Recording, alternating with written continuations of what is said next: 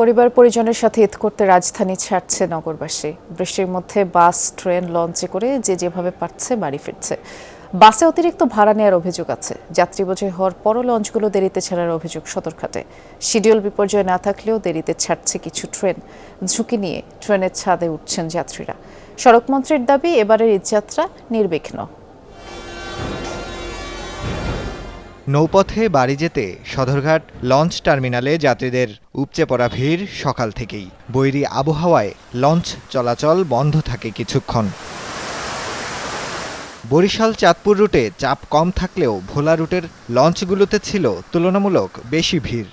যতটুকু লোক নেওয়ার কথা ততটুকু ওরা নেয় না, তার অতিরিক্ত নেয়, যার কারণে একটু কষ্ট হয়। অনেক যাত্রী হয়ে গেছে, যাত্রী পুরো লোড হয়ে গেছে। 700 লোটে আছে, এটা কইছে 8টায় ছাড়বো, কিন্তু এখনো ছাড়তে পারতেছে না। বড় আছে কিন্তু তাদের চোখে আর কি এখনো মনে হয় এখনো ভরে নাই, কিন্তু এটা আমাদের চোখে অনেক ভরে গেছে, বসার মতো জায়গা নেই।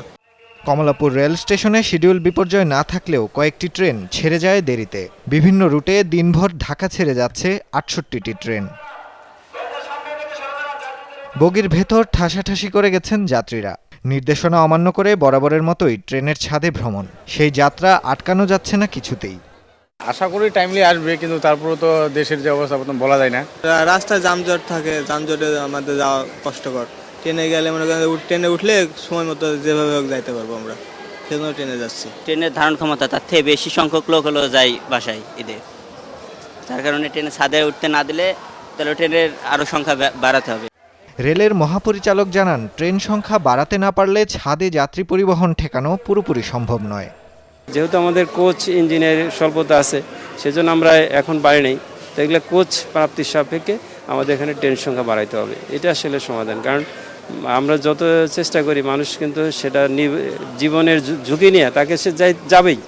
বাস টার্মিনালগুলোয় অন্যান্য দিনের তুলনায় যাত্রী চাপ দেখা গেছে। অতিরিক্ত ভাড়া নেওয়ার অভিযোগ অনেক যাত্রীর। সকলটা যায় ঠিক আছে, কিন্তু তারপরেও দেখা যায় যে বাড়ি ফেরার যে আনন্দটা, ওইটার কাছে এটা কিছুই না। ঈদের সময় এর থেকে ভালো কিছু এক্সপেক্ট করাও যায় না। এসে দেখি সিরিয়াল, লম্বা সিরিয়াল দাঁড়িয়ে আছে। তো এখন আপাতত টিকিট অফ আছে, দিচ্ছে না এখন। সায়দাবাদ বাস টার্মিনাল পরিদর্শন করে সড়কমন্ত্রী বললেন, নির্বিঘ্নে সবাই ভালো মতোই বাড়ি যেতে পারছেন। বাস স্ট্যান্ড এবং বাস কাউন্টারগুলিতে অতিরিক্ত ভাড়া নেওয়ার কোনো অভিযোগ অথবা দৃশ্যমান কোনো প্রমাণ আমরা এখনো পর্যন্ত পাইনি। নির্ধারিত ভাড়াই সবাই নিচ্ছে। বিচ্ছিন্নভাবে 2-1 জায়গায় এরকম অভিপ্রায় গোপনের চেষ্টা করা হয়েছে, তাৎক্ষণিকভাবে তাদের বিরুদ্ধে ব্যবস্থা নেওয়া হয়েছে। বাসগুলো টার্মিনাল থেকে বেরিয়ে রাজধানী ছেড়ে যাওয়ার পয়েন্টগুলোতে দেখা গেছে যানজট। নাফিজ আলম চয়ন, যমুনা নিউজ, ঢাকা।